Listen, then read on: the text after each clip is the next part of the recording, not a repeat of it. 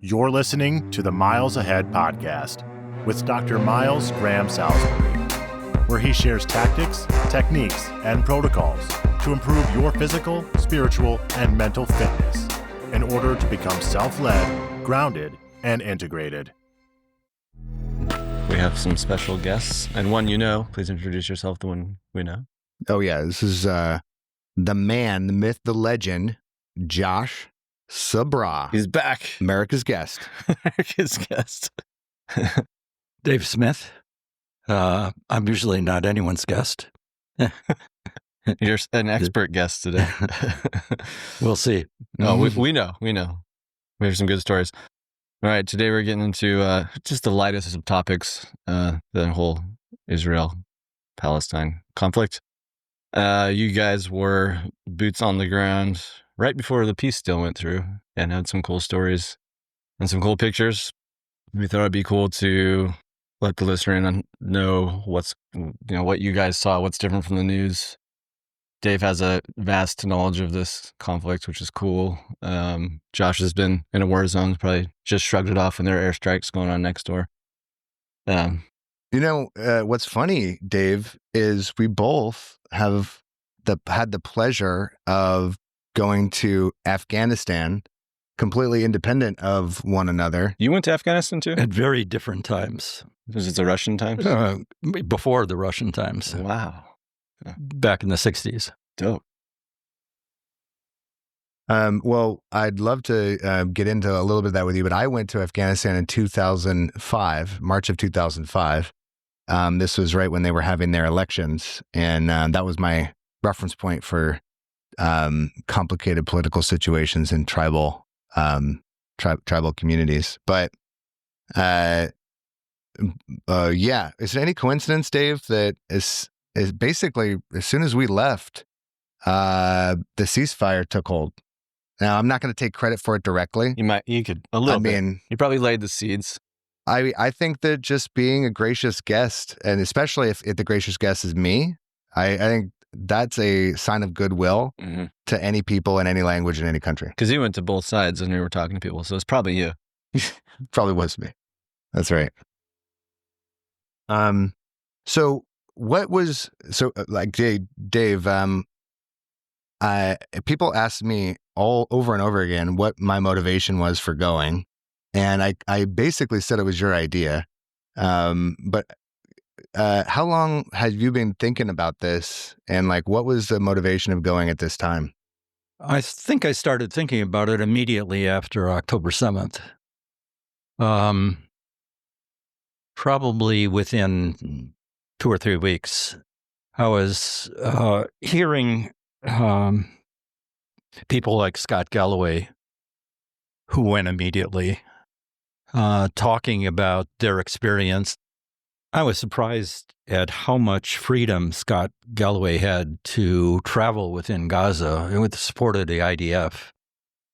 And he was reporting about 200 semi-trucks lined up every day bringing food and essentials into Gaza, while simultaneously we were getting an entirely different story on our own news sources, American news sources.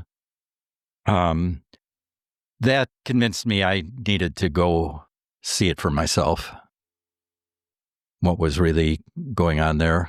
So I did not have the access Scott Galloway had. Neither of us had this access Scott Galloway had. He's a billionaire. He has more strings to pull than we have. Yeah, a lot of strings. We got close. We got to the fence that divides Gaza from Israel. So, yeah. And already you can, hear by the way that Dave looks at the world that he's a little bit, off, because most people's the decision to go to a war zone because it's a war zone and not get paid is not the decision that most people make. And obviously I'm only 5 degrees off center further than Dave, because then I thought that was a good idea. So yeah, you went with them. Yeah, so we made plans, and I believe, what was our rule? If the airport got hit with a missile within 30 days of our flight, that would be too much. Was that we would reconsider. We would reconsider. Yes. That was your test. It's we admittedly we had a very loose standard for what was going to happen, but we got linked up with by accident. I mean, or by grace, right? A pretty amazing guide who his name is Shy, and he has a company called Shy Tours. And we were introduced to another guide named Sam Green. Is that correct? Yeah, it was Sam. Initially, I found Sam Green on the internet. He was booked the 10 days or so that we were thinking about going, and he said, there is a really good guide who can take care of all your needs. I described what we wanted to do, not accurately. Learned more once we got there. But he said, this guy, Shy, he'll be able to provide everything you want, and you're going to be extremely happy. So I contacted him, and that's how so it was a reference and of good fortune. Mm. Yeah, I saw a picture of your guide. He had I don't know, was it an M4 he was carrying around with you guys? No, he never carried that. That was an M16, and it was being carried by the guy that was showing us around the cooperative. Oh, okay. That one of the initial cooperatives that was hit by the invaders. Okay.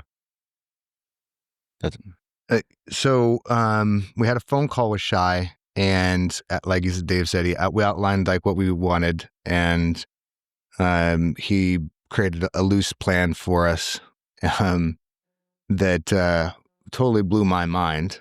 The email we got, he's like, we're going to walk in the footsteps of Jesus. And I thought that was like a cutesy, well, we're going to the Holy Land. We're going to see Jerusalem. And no, it was literal. Like we were literally going to go through the path of, Jesus is from Nazareth or from Bethlehem to Nazareth to the Galilee and all those things. But for me, it was all brand new stuff. Dave went to Catholic school, so he was quite familiar with what we were going to learn. And every day I was like, Dave, did you know this? Like, what about this? He's like, yeah, Josh. Yeah. everyone knows that. Maybe we should take pause and go back to like your background. Like, how did you come across all this knowledge? And like, you've done, you sort of were adjacent to my field for a while. You worked in psychological testing and things like that. I'm sure the listener was like, who is this guy? How does he have this knowledge? Let's back up and go there first. Okay. First, went to parochial school in Chicago, Catholic school. Son of a Marine. The son of a Marine. You pick up a lot of it. You learn the Stations of the Cross, and you learn the footsteps of Jesus because you listen to the gospel. I was an altar boy, so I had to sit there and listen, kneel there and listen. You pick all that up. I did start studying history when I was probably 5th or 6th grade. Started reading biographies, historical biographies of Jefferson and Hamilton and Washington and Webster, and read them all. I was throwing rocks at trees at 5th grade, so guys work. Went on went to an undergraduate school, selected the undergraduate school because they had an opportunity to work for John Y. Simon, who was editing and publishing the presidential papers of Ulysses S. Grant. So I was his research assistant for 7 years, undergraduate and graduate school. Wanted to be a college professor, read widely, et cetera, et cetera. After college, I went into the publishing industry, working for companies that publish books, published training materials for the tech industry, and later published clinical testing products, corporate selection products. And always had this, what I think is a curious mind. I would agree with that. So that's how I came to know whatever I know. That's the short story. Yeah. And you're a big Texas fan. I'm a Texas football fan, Yeah. which is maybe my weakness. Had a squeaker last night. They pulled it out, though. Yeah, you have vast knowledge. And Josh was telling me when you were walking around Israel. Yeah, we were really fortunate. Our guide took us on a long walk. We were riding in a car. Long walk with Jesus, going all the way north and looping all the way back south to Bethlehem. So we kind of went backwards, forwards and backwards. 75% of the way into the tour, we were at the place of his birth. Right. Okay, Yeah. I'm going to confess now I'm an atheist, and I'm going to be doing a lot of Air quotes. air quotes. Then we went to the site of his tomb, and that kind of finished everything. We went to the west wall, and at one point, I was asked, well, why won't you go pray here, or why don't you go pray there? And I said, listen, I feel like I'm intruding. I don't believe. I'm not a believer. It seems fake to me to go pray and be elbow to elbow with people believers who are sincere believers. So, and he said, well, why did you elect to go on a religious tour? I said, because it's historically interesting.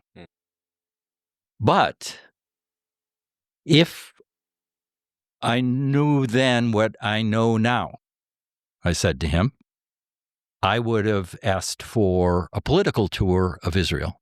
And at that point, he adjusted. And for the final, 3 or 4 days, we did a political tour, which showed his flexibility, but also he had the connections. He had guides. Everywhere we went, he found a local guide for us. It's amazing. That would really give us a much clearer view than he could. And the views were very personal. Each one of the guides that we met this was really personal to them. So it's very special. And and that moment, that pivot moment, like Dave said, we were having a good time. It was a good tour, and we had a decision point to make because of the complications at the border. By complications, I mean the murder of 2 IDF soldiers at the Allenby Bridge. They elected to close the border that goes to Jordan, and that was part of our trip. We were still had access to Jordan, but it was just it was going to change the itinerary, and we were mulling it over. And then Dave, rolls out these other ideas, and to Shai's great credit, he is able to pivot, and so we go on this a very deeply personal journey where we got to spend time with survivors of October 7th and go along the path of the invaders and see some of the monuments and monument, is that the right word? Some of the they were tribute monuments to the people who lost their lives. And you just get like 10% of the stories, right? Because there's so many people that were kidnapped, murdered, so many lives destroyed.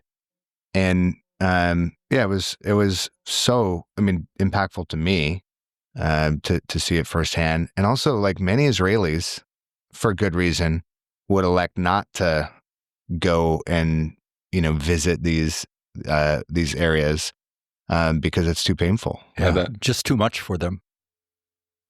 There's one site where approximately 14 to 1,700 people were killed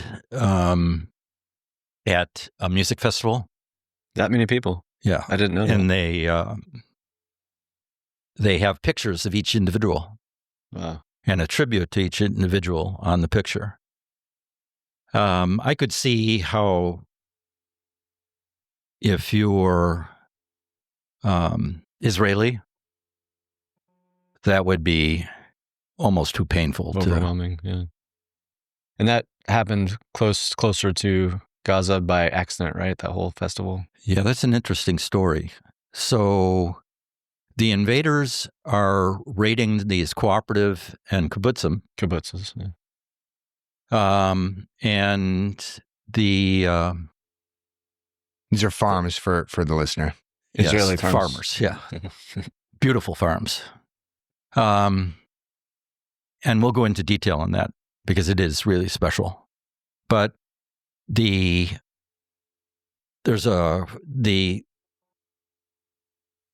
concert is getting out.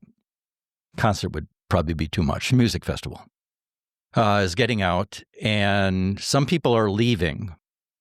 And they're driving south towards Beersheba.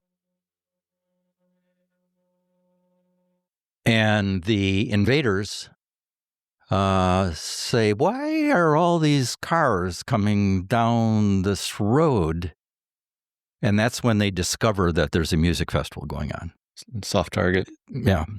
And meanwhile, they machine gun everybody in the cars who are in bumper-to-bumper traffic leaving.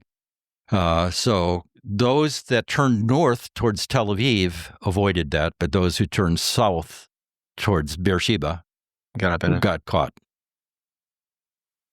That's intense.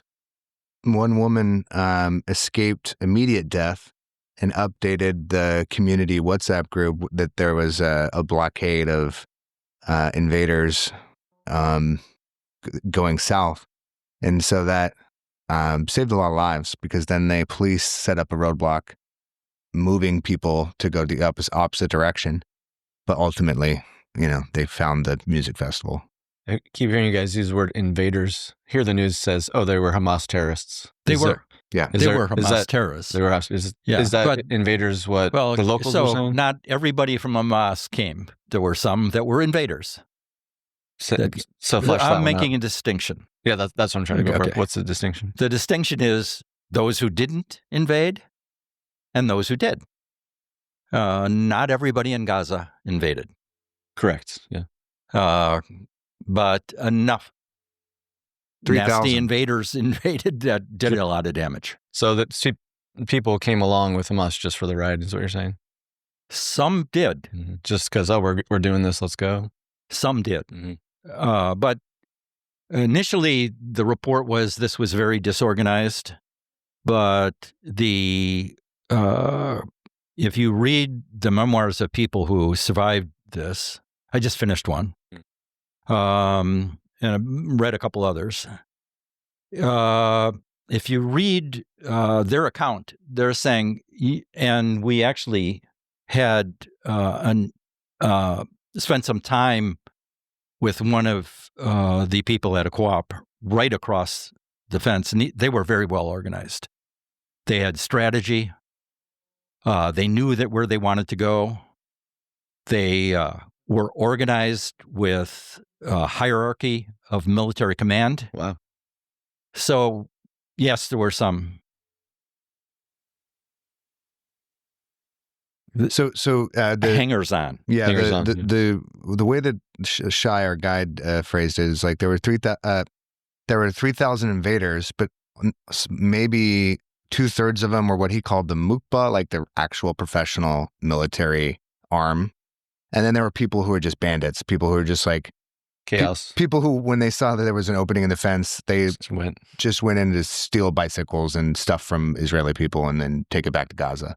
And so every other Palestinian was probably not for this, I would imagine. Or like that's what people think is like, oh, all of Palestine was for this, and I don't think that's probably true. No, it's I not. can see the And anger, but yeah, and it's important for us to distinguish the West Bank, where the majority of Palestinians live, and Gaza, which is a city of its own on the Mediterranean, where approximately a little over 2 million Gazans live. And that settlement, or that city, was they pulled out of that city in around the year 2004. The Israelis did, and it was self-governed by the Palestinians, by Gazans. So there's a distinction between Gazans and Palestinians. I'm going to make a distinction. It's kind of a political distinction. Yeah. I'm going to make a decision because there are lots of people in the West Bank that didn't get involved in that invading. Yeah, they're just Israel. Not what they're trying to do. Yeah. Well, I mean, the rest of this podcast could just be on definitions, right? Sure. So we could just sit here and talk about this all day. But I think the thing that I didn't know, and by the way, there's still a lot I don't know. So just I'm slightly less ignorant than I was a month or two ago. To say it's complicated is not even getting close. But it's complicated in that it's very easy to say something like, well, this is why Dave's being specific, because it's very easy to say something like a Palestinian or who belongs to what. But the Gazans, to his point, are right now involved in a civil war that started in 2009, right? Or 7, I forget but they elected a government. Hamas was part of that government. And then the day after, they started to liquefy all of their political opponents. And a short and very bloody civil war began and never really ended. So that's an important distinction. The West Bank is primarily associated with the Palestinian Authority. That's right.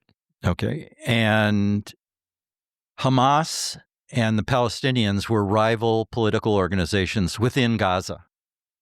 And Hamas eliminated the Palestinian Authority candidates at the election time, just prior to the election. Literally gruesome stories that the Gazans told themselves of being told to gather in the street, and they would toss the Palestinian Authority candidate off a roof. Jeez. Things like that were going on. It was. I don't have. I have. Let me put it this way. I have respect for the Palestinian Authority. I think they are trying to run a government that could one day be an independent government. Mm-hmm. I think the Hamas, their political agenda is to eliminate Jews. Gotcha. Mm-hmm. And they're using their base in Gaza as a jumping place, foothold. So in their minds, they would just rather take the whole region back. Well, at some point. Mm-hmm. I'm going to tell you that it's going to be tough. If you meet a Palestinian, and they're candid with you, they use lots of expressions that we would call entitlement. This should be ours. This all should be ours. This is our land. It was taken away. And the Israelis took it away. Mm-hmm. That would be a hard position to defend in a legal environment. Well, wait a minute. Weren't you all Jews?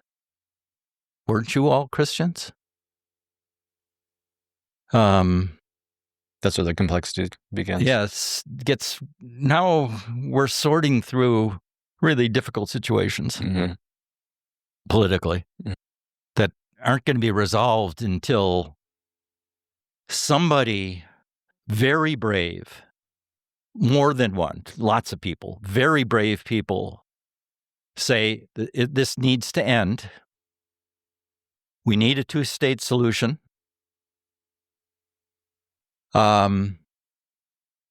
We are going to keep this two-state solution from turning into another source of invasion. On both sides. On both sides. But my sense is they have to be very brave because many people, Sadat, Menachem Begin, others have been assassinated for just having the thought. Yeah, exactly. That was Arafat. I said Begin. It was Arafat. It was Rabin who was assassinated. Oh, yeah. Arafat just died of old age. Arafat died of old age, but twice. First, he won the Nobel Prize for Peace because he and Carter and was it Brzezinski who negotiated a peace settlement, and then he backed out because I think he feared for his own life that he would be assassinated. If the Egyptians were willing to kill Sadat, they're a leader over this issue. Yeah, you would have to be a very brave person to believe it. So it's going to take some. What's your perspective on that? Well, there are diplomatic podcasts you can listen to, and you can have very erudite, very well-informed people go point by point with a minefield of complexities, and like Dave said, in every single stage of that conversation is a minefield. And it's a minefield because there is zero trust in any direction. And for good reason. Like you can look at 100 years of poor decisions, and every poor decision is justified by the poor decision that came before it. And so when you ask an Israeli why they can't turn the category A's or B's into A's and give the Palestinians, well, they have 16 reasons why. And they're all legitimately based on the last bad decision that somebody else made. And when you're entrenched in a deep struggle, if you've ever had a family member that you had to reconcile with, you have to go back to the beginning and you have to come clean with your side of the fence, even though they maybe had more power than you at that time, even though they had the authority over you that time. You have to still come clean, because if you don't absolve yourself of your original sin, they're going to keep that over you during the entire conversation. And in this particular juncture, like David said, every party, the Egyptians sold out their people. The Jordanians sold out their people. The Israelis felt and feel put upon by everyone around them. I mean, you know that because they're hitting everyone around them with missiles, right? Like, and and to be fair, they're getting shot at as well. So like everyone has to go back and actually address and what is it called absolve themselves of their original sin. And to the nasty thing that the Egyptians would have to do is say, hey, we abandoned Gaza, and now we have to negotiate with Hamas on how we are going to take control and make the Israelis feel safe and make the Palestinians feel safe from the Israelis. But that will be an Egyptian problem because we created that. The Jordanians could say the same thing. Well, this is all fantasy, by the way. We're so far from anything like this even happening. I'm just saying. Wouldn't that be nice? Like the amount of brave conversations. Every single time you start that conversation, your neck is on the line, and it would be a amazingly brave thing to say. And in public, the other Arab nations would support you for saying that. But you are most likely to be killed by a member of your own political party at that time. That's right? insane. That is exactly like there's a term in economics where you have perverse incentives, where actually it's an example in behavior economics that comes from Israeli schools. If you were late for picking up your kid from school, you had to pay a $15 fine. And or no, Israeli. The story goes that Israelis are often late picking up their kids, just like parents have stuff sometimes. So they were trying to fix it. So they started to institute a fine. Okay, now it's going to be $10 if you are late picking up your kid from school because the teachers have to stay late. It costs the school money, etc. So then when they implemented the fine, the behavior actually got worse because now people actually are like, oh, well, now I'm paying you to take care of my kid for an extra. It's daycare. So when you have an incentive structure that pushes everybody further away, right now, it would be very easy for Bibi Netanyahu to say, you know what, we don't want to be in Gaza. We're going to pull back and we're going to get. But then his political career is over. He is held together right now by the far right of his country. Mm-hmm. So everyone is literally standing on a minefield, and the consequences have already arrived, and the benefits are very far off. Would you say that's accurate, Dave? Yeah. So there's the Israelis have these. What I'm reading from are the notes I took each evening, wrote to myself. A little journal? In my journal. Okay. So the Israelis have the simultaneous arguments. End the war with Hamas. Bring home all the hostages. Destroy Hamas. Catch-22s. Yeah. Make Hamas a livable city. Just give them Gaza. Give Gaza a livable city. Give them their independence. Level the city. Then level the city. And then I go back to what should be expected of a democratic country, a democracy that has been horrifically attacked by one of its encircling neighbors, all of whom publicly espouse or have publicly called for and several times gone to war to achieve its annihilation. This time, not against November 7th or October 7th, this time not against the said democracies, military, but its civilian population, targeting families with cold-blooded ruthlessness in their own homes. So that was the day after we visited the border of Gaza. Mm-hmm. Those were my thoughts. It's one thing, to me, it's one thing to target the other military. Correct. It's another thing.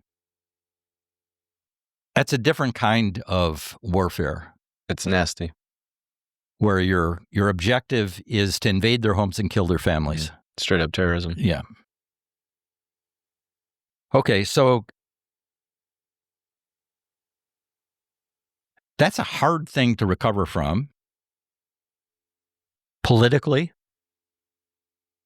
emotionally, culturally.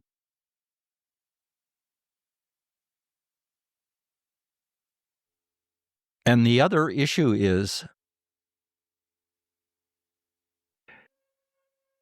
the mistreatment of the Palestinians on the West Bank. Historically, yeah. That I disagree with. I think other solutions need to be found. But for a long time, over a series of events, for 15 years, those people were attacking school buses in Israel, sure, et cetera, et cetera. Mm-hmm. How do we sort all that out? So the original sin is, okay, everybody, let's forget the past. Let's have a new day. Just wipe the slate clean. Forget it all. Yeah. Let's have a new day. I mean, that it's probably going to have to come to something like that, some sort of giant spiritual forgiveness, which is not really in humans. My personal opinion is it has to be led by the other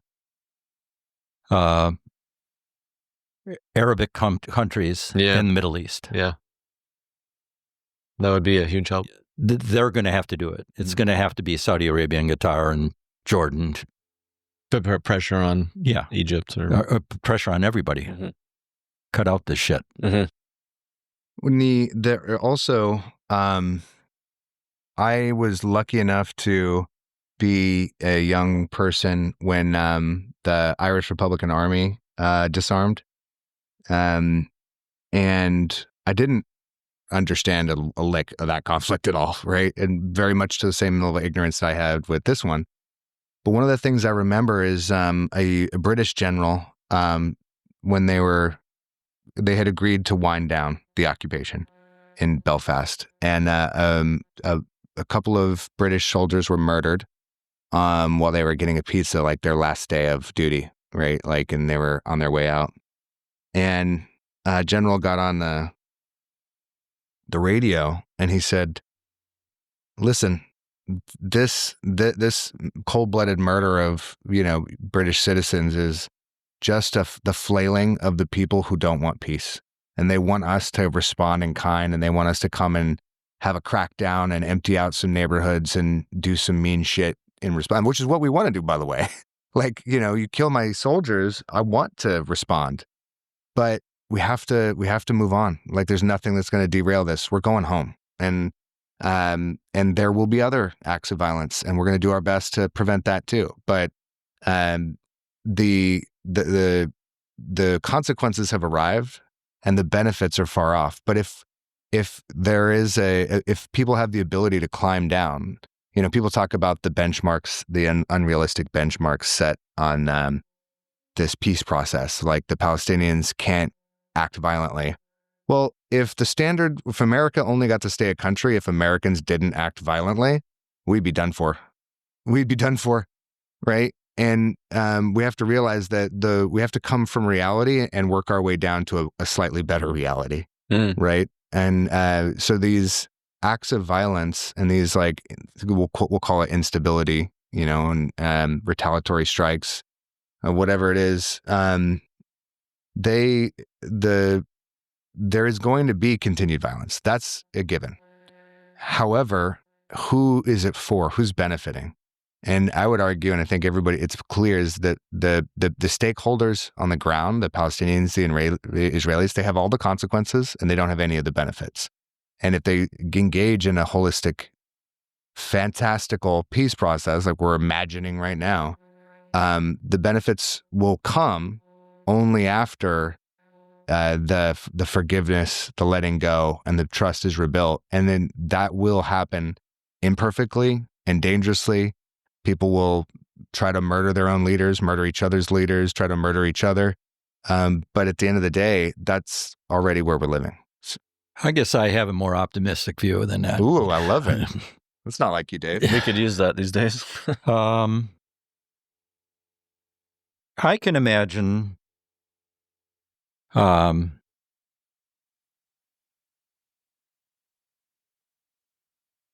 leadership of the prosperous countries, and include Iran, although they're not Arabic, include them in the solution, which is going to take, it'll be hardest for Iran because they have to throw out their current leadership. But let's say Qatar arrests the billionaire leaders of Hamas, puts them under house arrest. You guys, we're shutting you off. Egypt says, we're going to police Gaza.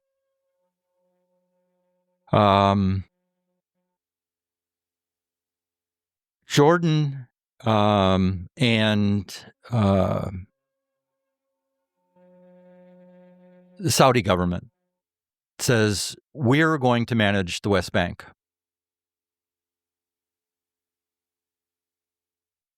Israel you have to police the settlement expansion, and put under arrest immediately anybody who violates the integrity of the West Bank.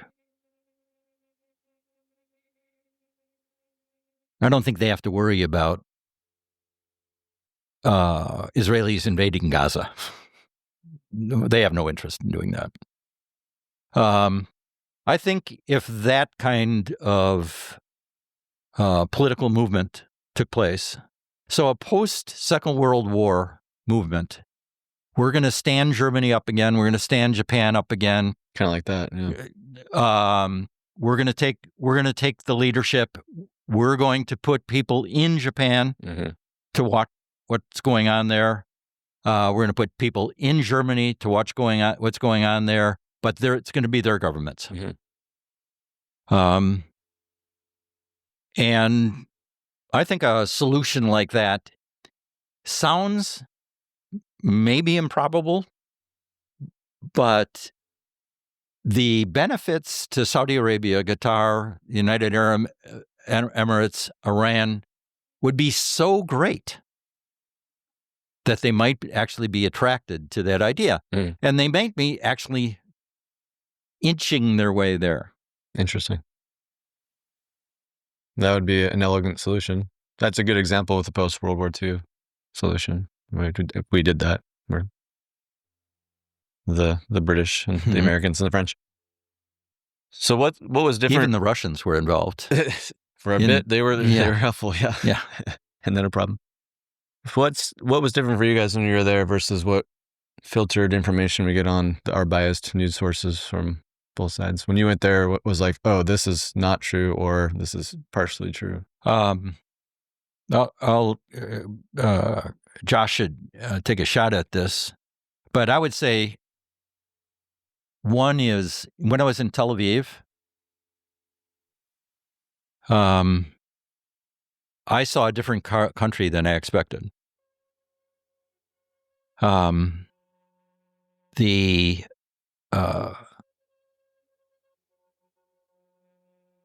population of Tel Aviv is young, strong, proud. They walk with their shoulders back. They're smart. Many of them speak 3 languages: Arabic, Hebrew, and English. They don't even look like what you would expect them to look like. 6'2" tall guys with red hair or blonde hair. Well, that's post-World War II influence, right? Yeah. A country with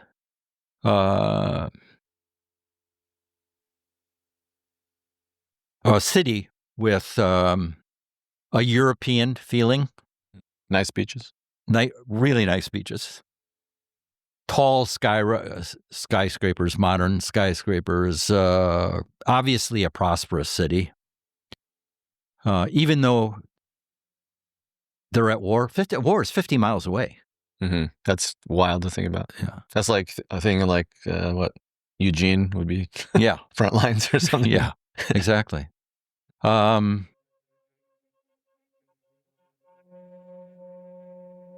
It's a place where you would want to live. I mean, it would be, if you were a 20-something, it'd be pretty neat. It's a Silicon Valley kind of city in terms of their businesses there. Although we didn't see much of that, but you can tell it's obviously prosperous. The cityscape. Yeah. You see a variety of local environments, houses obviously from 40 years ago, and quaint places that look like they might be in Spain or France. Oh, cool. Little streets with neat little places to live. It surprised me. I expected something else. The other thing that blew me away. I used to invest in farms, and I had one side of my family are farmers. Spent a lot of time on farms. They have really nice farms that they created out of desert. These are the kibbutzim? Yeah, kibbutzim and co-ops. There are both. Both, okay. One shares profit, one you are responsible for your own profit. Oh, gotcha. But you are cooperative relative to capital investments. Okay. Share tractors, share combines, sure. What we met a guy who lived in one of the villages that was attacked right on the border. I mean, we saw smoke coming from Gaza. You saw an airstrike, was that it? Yeah. Yeah. He's with the guy with the M16 that you saw. Gotcha. But one of the things he said is, we've become really good at growing things in sand dunes. And they have. You can tell them that, since Jews have began organizing themselves as a nation there, which happened really when the Brits left. Mm-hmm. They've done a good job of, how many years is that? 75 years, 70 years, turning their country into a pretty prosperous place. Mm-hmm. Bethlehem is a beautiful old city. I was comforted by the respect the Arabs show the Jews and the Jews show the Arabs. Mm-hmm. There, we had a Jewish guide, an Arab driver. His son was selling us this stuff. No, well, I think it was his son, wasn't it? His brother's friend. Oh, okay. He has a younger brother named Muhammad, and he's like, but it's not. Oh my gosh, what was our driver's name? Ahmad. Yeah, Ahmad.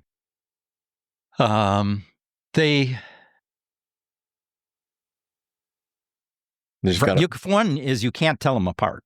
I mean, they can tell each other apart, but you and I walking down the street, we can't tell them apart. Who is Arab? Who's Christian? Who's Muslim? Muslim. You can't tell them apart. But we went to a restaurant that we were taken to, and I assumed it was an Arab restaurant. And when I was at the cash register paying the bill, I said I don't know what caused him to say, "No, I'm Christian." So there's a respect between the religious. Well, there's toleration. There's toleration. Yeah, I think they're tolerant. Uh-huh. They have to get along. If they're in commercial businesses, they have to get along. Makes sense. Where were we? Where you had turkey shawarma? Oh, that was This was our food tasting day. That was in Jerusalem. No, I'm thinking before that. We went into this cafe-like place where people were coming in for lunch.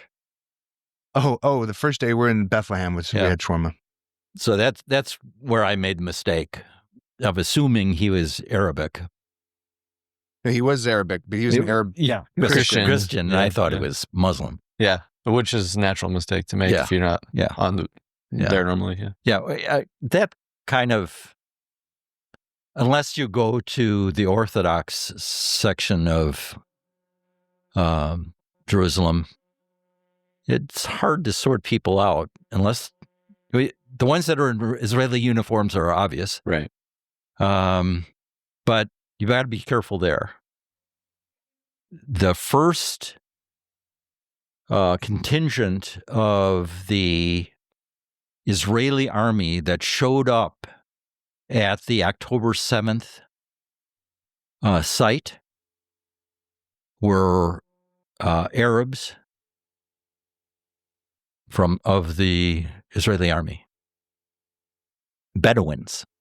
Ah, that's what that means. Okay. So even in the army, you can't be sure. That's interesting. About people's religion. Yeah. They're very eclectic, and they all get along pretty well. I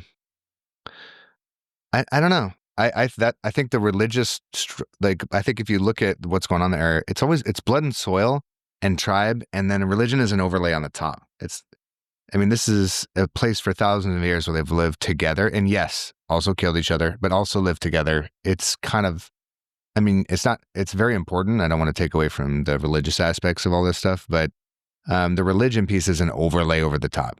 I think that having a home and sense of belonging, Dave mentioned earlier, it's like well, no, were you finished, Dave? No, go ahead. Oh, right.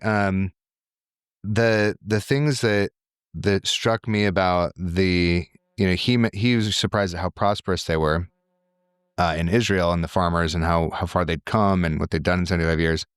And I was struck by in the West Bank, when we went to visit some Palestinian refugee camps and to have lunch and talk to a political agitator named Rami. He was our guide for that day. He was really fun, and also very angry. And as you should, citizen of Israel. And he's an Israeli citizen. He's an Arab, and he is a Muslim, and he is married to a Muslim woman from the West Bank. So they have a home in Ramallah, or just outside of Ramallah, and because of the structures, he's a citizen, or he's a resident, but not a citizen. So he has access to healthcare, can't vote. Wild.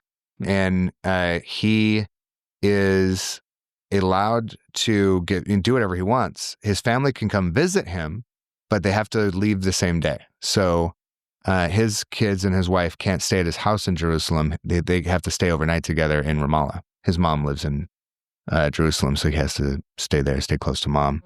But when we were visiting the West Bank, I was struck at how prosperous the Palestinians are, and they're going through rough times, by the way. So like prosperous compared to what I was anticipating. I was anticipating refugee camps, which we saw, which were very troublesome. But when I say prosperity, I just mean like we stopped at a gas station and walked inside, and I ordered an espresso while we were waiting. And the guy who made me the espresso looked exactly like me. He was a built young man, looked like he was about 22, and he had a Fitbit on, a fairly modern Fitbit, and made me the espresso. And I just looked at him. I said, "Bro, you lift?" And he smiled, and he's like, "Yes, international language." Flex. Nice guns. And but that made me feel very good, because wherever you go, there you are, right? He's a human. He's doing human stuff. They have Popeye's chicken in the West Bank. Like that's hilarious. They just they're just living their lives, right? Yeah. Most people are not waking up in the morning and thinking about politics all day. It's only when your life is interrupted by politics is when it takes you over.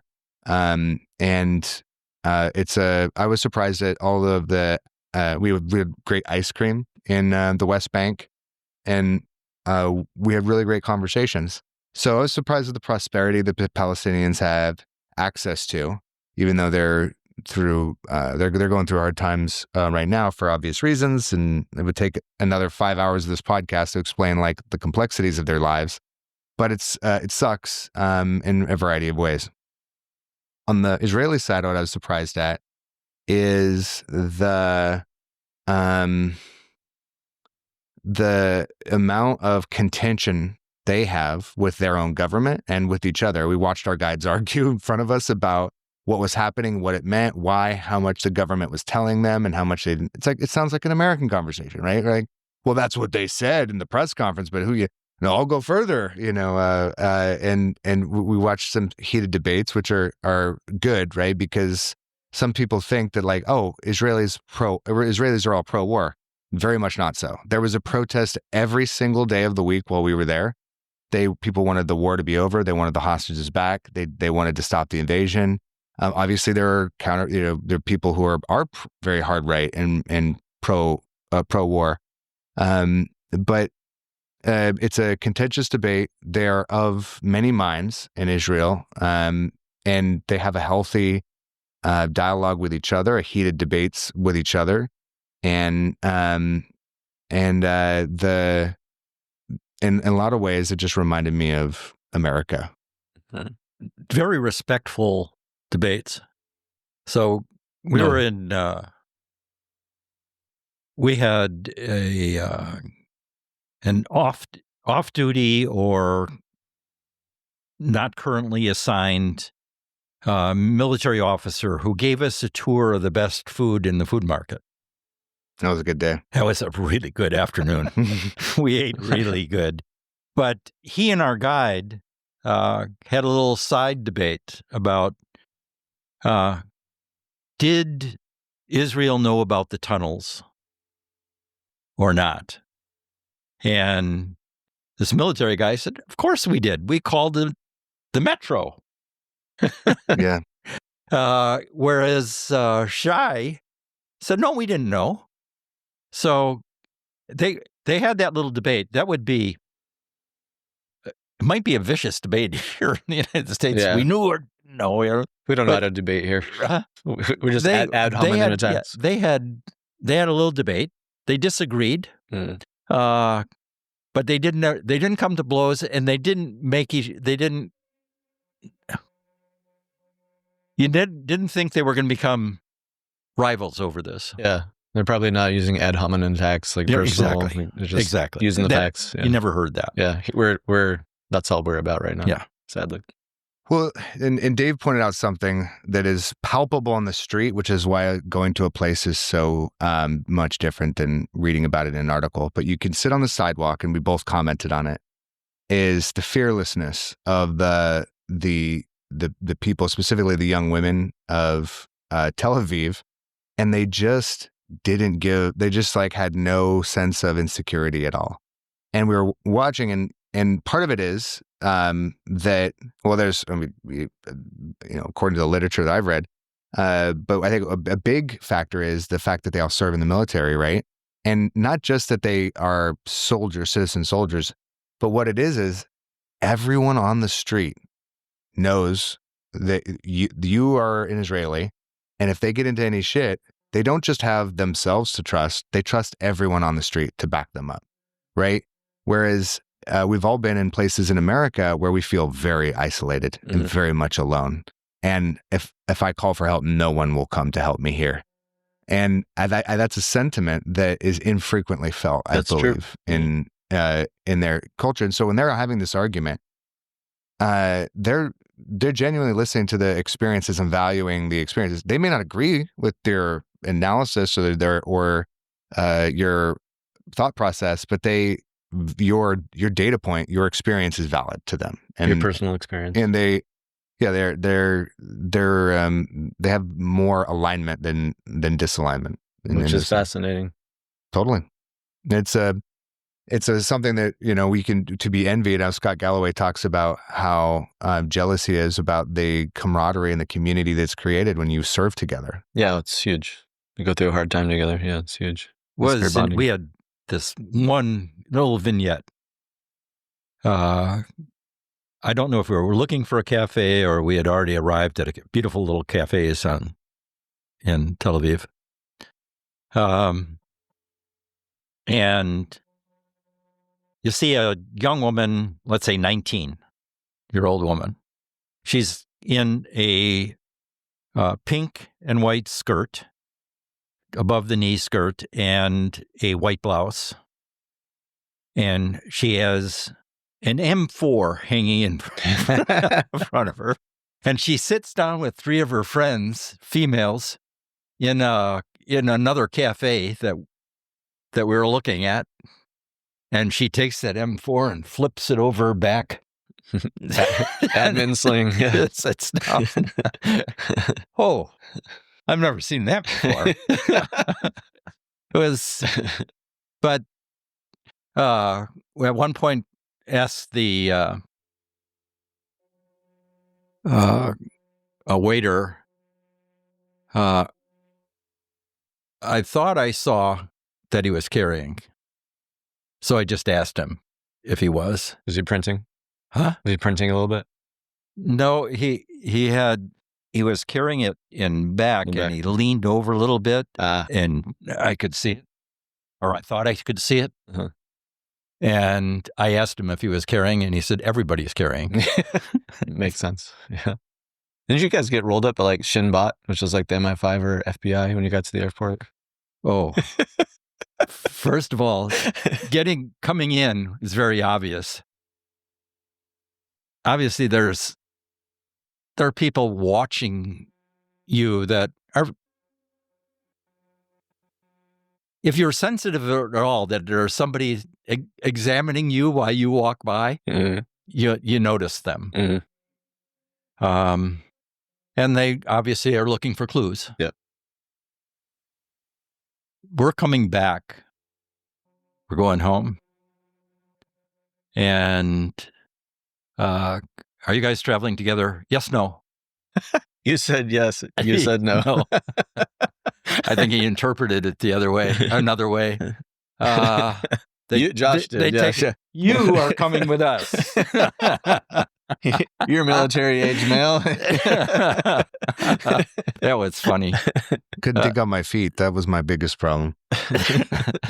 So you passed, and then they pulled you aside. Oh, well, no, he got the treatment neither too. one of us passed. Oh, you both got rolled up. Okay. Yeah. So as soon as I got to security, another line for me, and they took everything apart. I mean, I had a little tube of aftershave. Took that apart. Took the screw, put something down into the aftershave, then rolled it back up. Damn. A pin, a long probing pin. It's definitely Shinbot. Yeah. They went through everything. I've never been, I haven't looked at my stuff that thoroughly.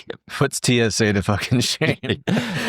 But obviously that I was now, they didn't know who I was, I guess. Yeah. So now they're going to make sure they know. Exactly. Yeah. Yeah, they're very thorough, and for good reason. And I want them to be too. You know, I don't want my airplane to blow up. So, correct. I'm fine with that. We're polite. We wisely gave ourselves a couple hours to get through security, and we needed it. Polite cavity search. There were so many great parts about the trip, and it's so much I have to just be around people and read the room, read the conversations, read how people are interacting. The sense that the sense that you get from just being in a place is so much different than, you know, what you're reading. And I think, like, I don't know.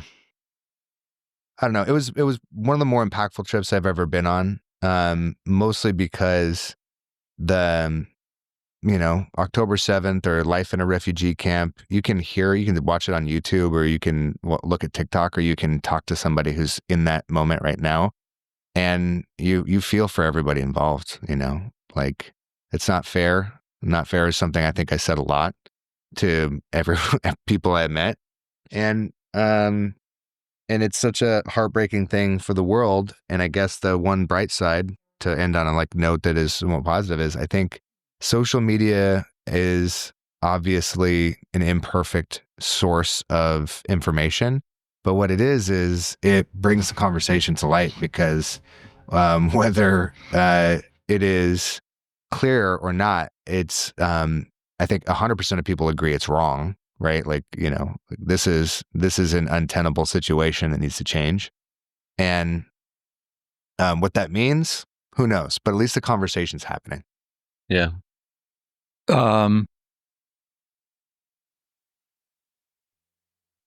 So I was surprised by the refugee camp. Two things. One is I pictured a different, if you told me refugee camp, I pictured something else. Tents in the desert. Squalor. Yeah. People. Dysentery. Okay. It's not that. Mm-hmm. They're living in buildings, things, and there's paved streets and alleys. Kids playing outside. Not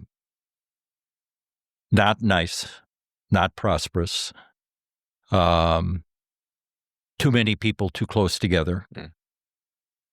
You don't get the sense that the word prosperous would ever be part of their lingua franca.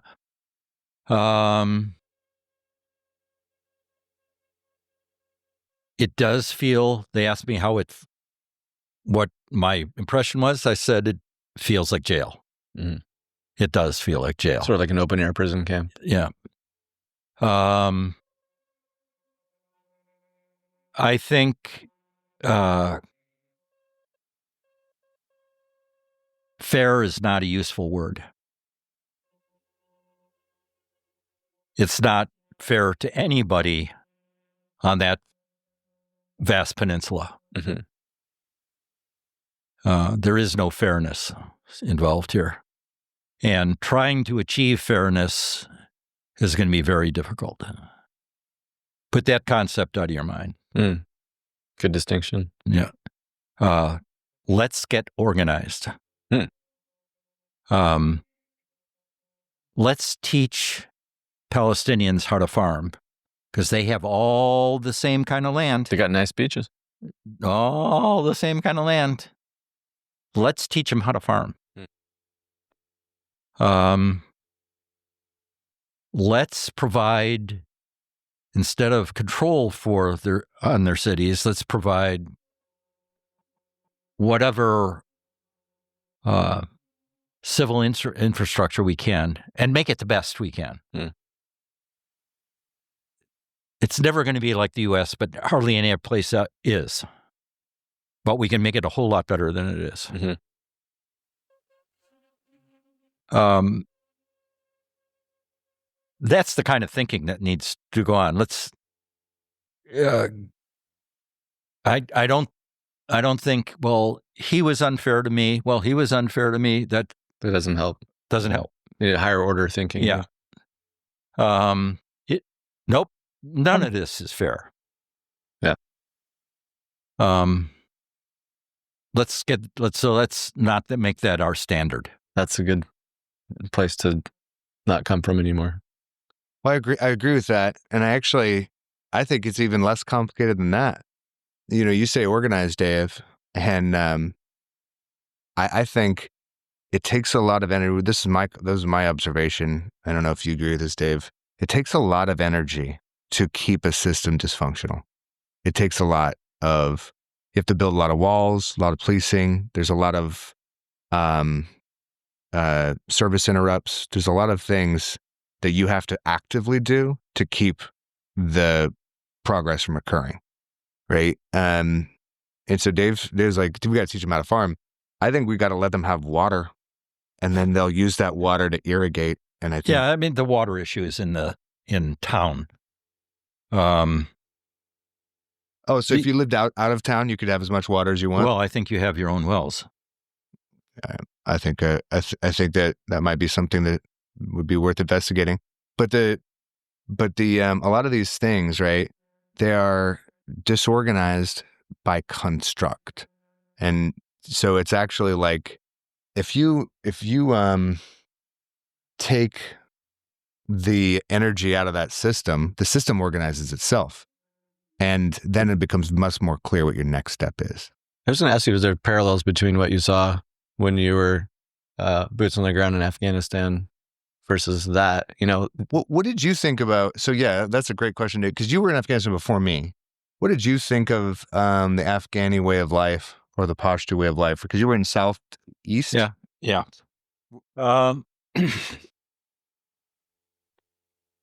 What was This is back 1,000 years.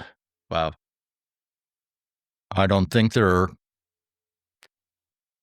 my guess is if you took somebody from 1,000 years ago, I was there in the 60s, but let's say you took somebody from 1,000 years before that and put them there, I think they would feel very comfortable. It's just like it used to be. I don't have that feeling at all about the West Bank. Mm-hmm. Okay. So to get a picture, there's Ramallah, and then north of Ramallah is the equivalent of south of Beersheba, or the Beersheba area in south.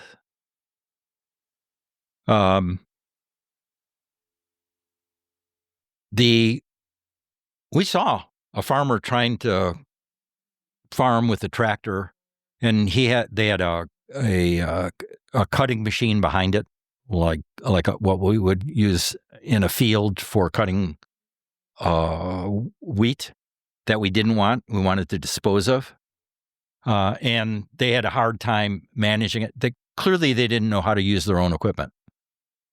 And you look at, well, holy cow, there's a river right here, and there's all this land. And the Israelis have learned how to farm that land. Let's teach them how to farm that land. Mm-hmm. I think that would be a big movement forward. Now, the Israelis, I think,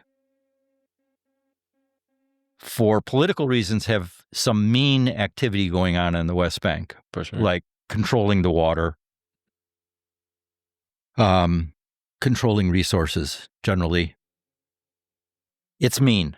Stop it. Mm-hmm. The presence of Israeli military on the West Bank, I think they're thinking, listen, our big mistake was not having a military presence in Gaza. And that ended up in the tunnels, that ended up in the opportunity for them to invade. So they're walking this tightrope. How do the Israelis could politically make other decisions and improve the situation. And not but it's going to take bravery. Yeah. You're going to have to trust Abad, who is the leader of the Palestinian Authority, that he is going to get control of the situation. But he has to ask for help, not just from Israelis. He needs to be asking for help from the region. Yeah, the region. Yeah. Because Hamas isn't going to let them run the show. And he's faced with the Hezbollah. That too. Is on his border. Yeah, right there. So just so people, the listener may not know, when Dave is talking about some of those administrative meanness, he's talking about the separation walls and barriers that exist on the West Bank, separating Palestinians from that land, and access roads that are closed randomly so that Palestinians don't actually have freedom of movement inside of the West Bank through different areas. And they change, and I'm sure there's military and administrative justifications for that. But when you're a Palestinian, you're like, well, I can't get to work. Like, I could just, whatever the justification is, it completely changes your access to developing your land, and those water restrictions. And even this conversation about the having the freedom to operate in your own government. And the Palestinian or the Israelis collect the taxes and distribute the tax money to the Palestinian Authority, meaning you can't pay your police officers unless Israel allows you to. And just as of the recording of this, I don't think the police have been paid in 2 years. Whoa. So do you describe, I think Dave called them meanness. And I'm sure if you ask them, there's a reason. Well, they were giving money to the families of terrorists or A bullshit reason. Yeah, Mhm. a bullshit. Exactly. Exactly. We're all adults. Like it's like you're keeping their money so they can't clean their streets up. Yeah, like go that's ahead. what's going on. They're agitating. Yes. And I don't know historically whether it's ever been a wise policy to keep your heel On someone's neck. Yeah. Yeah, exactly. It breeds revolution. Yeah. So I mean, like, this is a thorny problem because, like, let's say that we waved a magic wand and all those problems went away, and the Palestinian Authority had a prosperous nation to govern. Great. It still has to deal with Hamas, who is funded and empowered by a third-party country that's not involved in any of these talks, right? And you can unplug a little bit from their monetary system, and Hamas has struggled with funding, but you like you said, you need outside. It needs to be a global Joint effort. Mm-hmm. And it is it's a thorny ball of wax. So all this to say is, like, when you listen to these podcasts and you read these articles, you want to say, like, oh, well, the bad guy is Israel because they have this, or the bad guy is the Palestinians, or the bad guy is Hamas. It's like, well, everyone has like a finger, or a footprint on the wrong side of the fence in any particular conversation. So it isn't like, oh, if you just remove this, everything would be fine. If like only. that sentence doesn't exist. Mm-hmm. That's why you have podcasts with 20-part plans, and every plan has a reason and a debate and a blah, blah, blah. And it's like, it takes there needs to be a true reconciliation and a different strategy to quote Dave and restate it.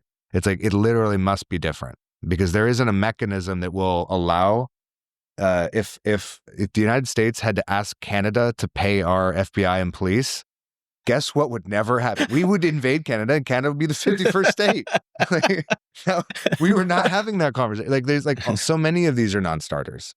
I think it's important to keep in mind that Gaza and Hamas are not the same as the Palestinian Authority and the West Bank. That's Those complex. are two different problems. Mm-hmm. Hamas is led by billionaires who live in Qatar, reside in a Four Seasons. They got their money by stealing from Gazans. They made themselves billionaires, stealing from Gazans. They spend all the wealth of the Gazans. The best, and they've done that for 2 decades now. Wow. Not making the lives better of Gazans. No. There's no prospect of a prosperity future as long as Hamas is there. That makes sense. Incidentally, beautiful beaches in Gaza too. Mm-hmm. Donald Trump is nuts about turning it into how about just turning it into a really nice city like Tel Aviv? Yes.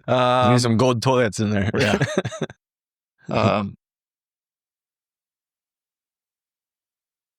No more weapons of intimidation. No more defenestration of opposing political views. They have to get Hamas out of there, but I don't think it's up to the Israelis to get the Hamas out of there. I think they've gone as far as they should. I think it's up to the other countries in the region who have.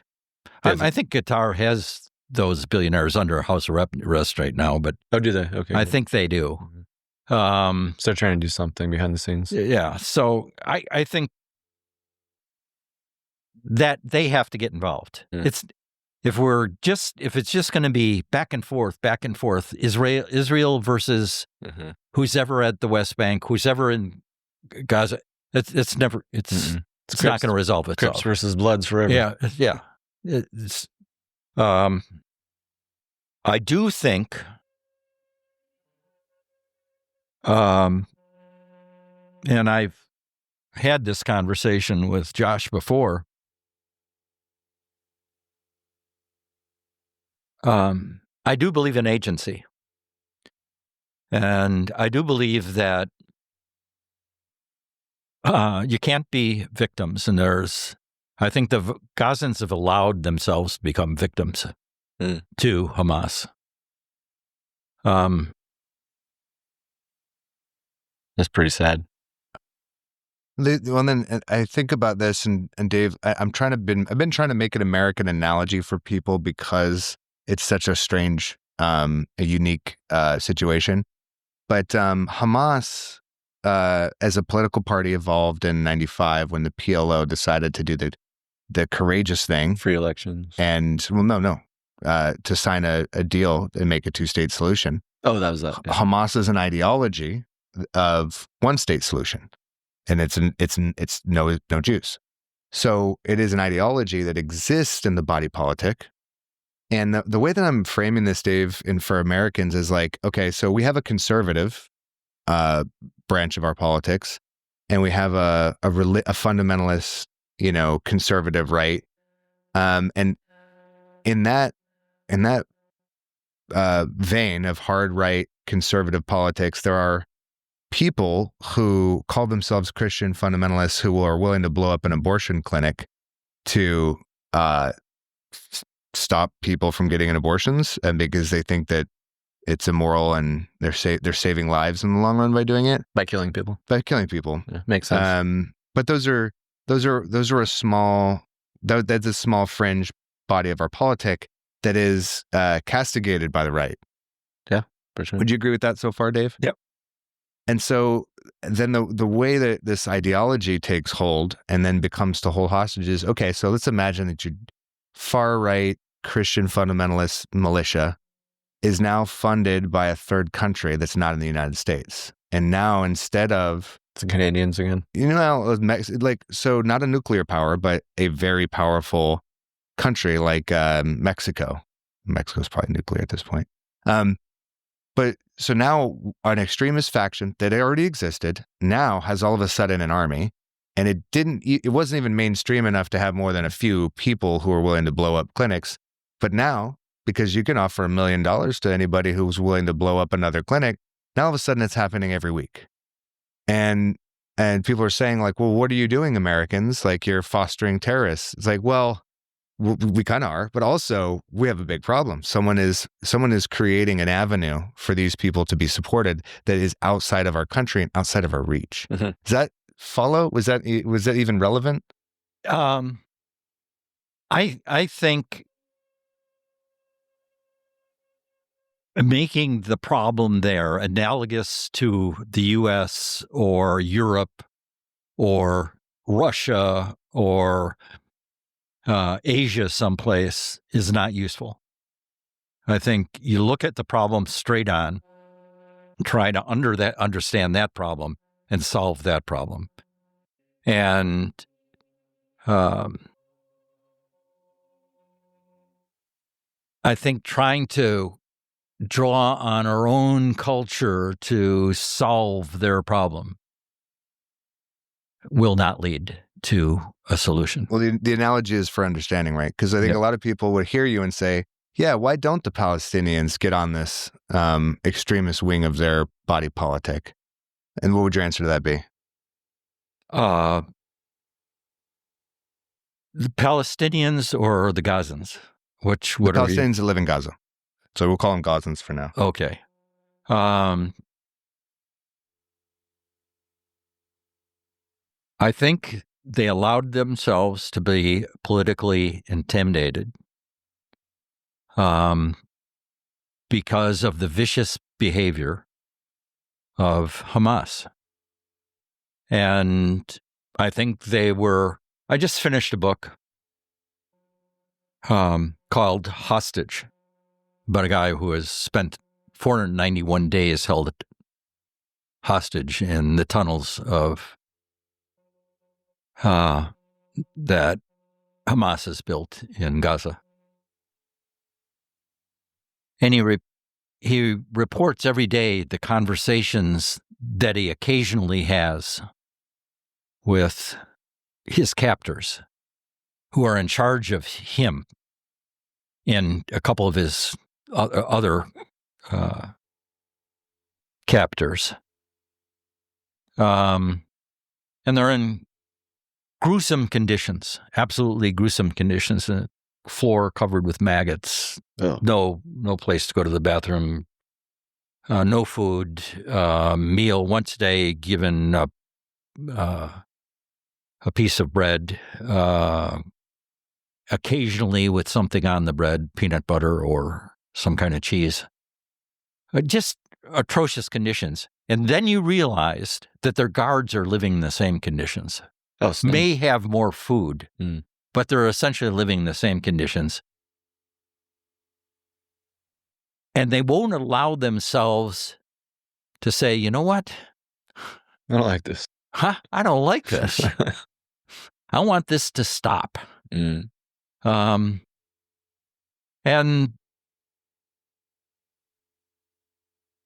so they take their frustration out on those who have being held hostage, beatings and even worse conditions. And you just, if you have any empathy, you have empathy for the guards too. Sure. These guys are, so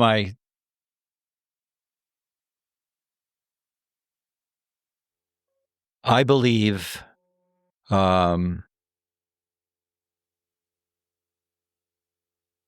that part of the ending has to come from the 400,000 Gazans between the age of 16 and 25, male. Some portion of them, 10%, 5%, say, enough of this shit. To Hamas. This isn't about them, Gazans in Israel. This is about Gazans and Hamas. I don't think it's going to happen. And that's why I think other Arab countries need to get involved. Yeah.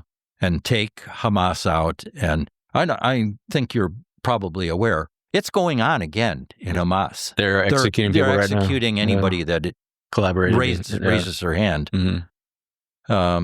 So when you describe that, it sounds exactly like Russia. like it's a culture of cruelty, right? And the way that you therapize yourself is you inflict cruelty upon the people around you. And you say, this is just how the world works. My boss punched me in the face. I'm going to punch you in the face. And then we're going to go burn down someone's house this afternoon. And because that's the quota. Insanity. I don't want to I agree with you. It is very similar to the Soviet style.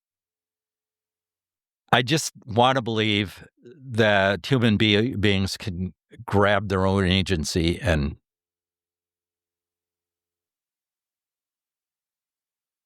say no. That would be ideal. But I think your point's right. The region's got to jump in and help. It's such a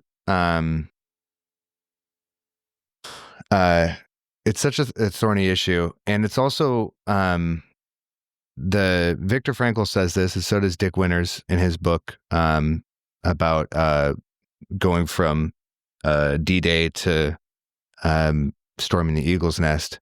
The bravest and the most principled people die first.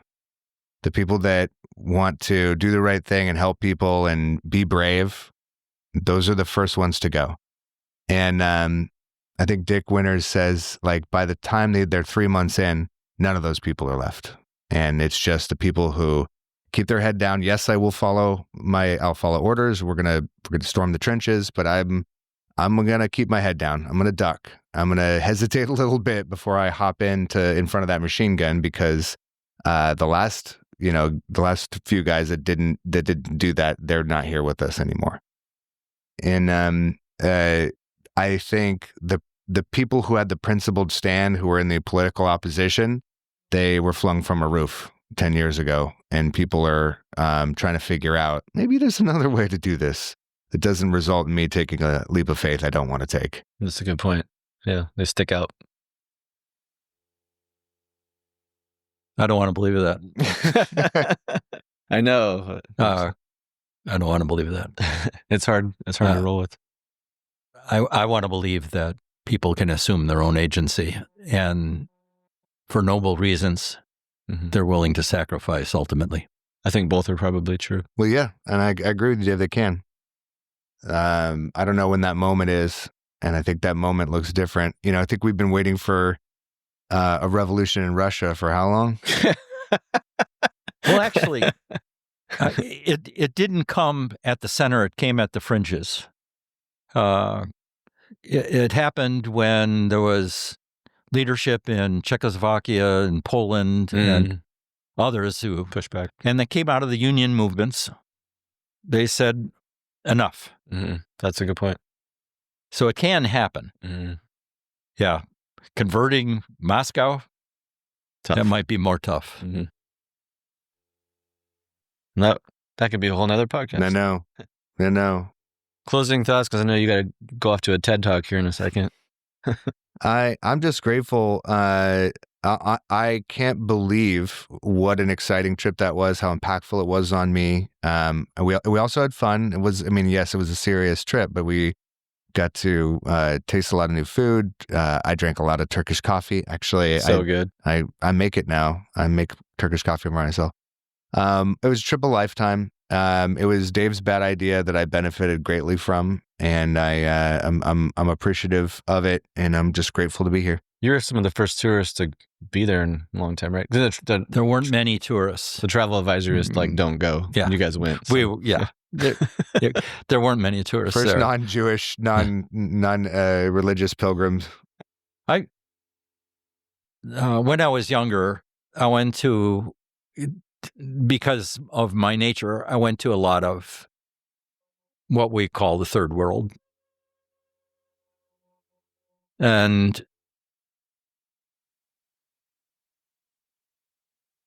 But this was a much better experience to see human beings and how they live. The human condition. Yeah. This was terrific. And yes, the State Department will tell you not to go, but if you're willing to take some risk, I would say the reward is significant. Probably a good time to go in one sense, because nobody's there. No tourism. Yeah. So free reign. Thank you. Of course. I'll close with just reminding people of a podcast that really helped me with this whole thing was Martyr Made, Daryl Cooper. His a great podcast. But his first podcast was like a 6-parter on this whole thing from going way back to what I think he ended. I think this was back in like 2016 or 17. So it's not current as far as that goes, but as far as the past goes, he does a really good job. And the whole thing is like 15 hours worth of podcasting. Yeah, there's 2,000 years of history prior to this region was invaders after invaders after invaders after invaders, just like Afghanistan. Yeah. Yeah, and again, I was naive to most of these concepts, and I think I'm still naive to quite a few. And you need that 15-hour podcast. You need the books. You need the context, because otherwise you will not understand why someone is making a bad faith argument or an ignorant argument, or is a genuine argument that why that crazy decision that I still can't believe so many of the things that are totally true about this story. And it just, you gotta get into it. Yeah, absolutely. Again, just don't take the hot takes from the news, because you're just scratching the surface. I'm glad you guys got to do that. Hopefully this helps anyone listening to understand a little bit more. And if they do, like you said, go visit, see for yourself. All Thanks, guys. Thanks, Miles. You got it. Let's get your TED Talk. All right, we're out.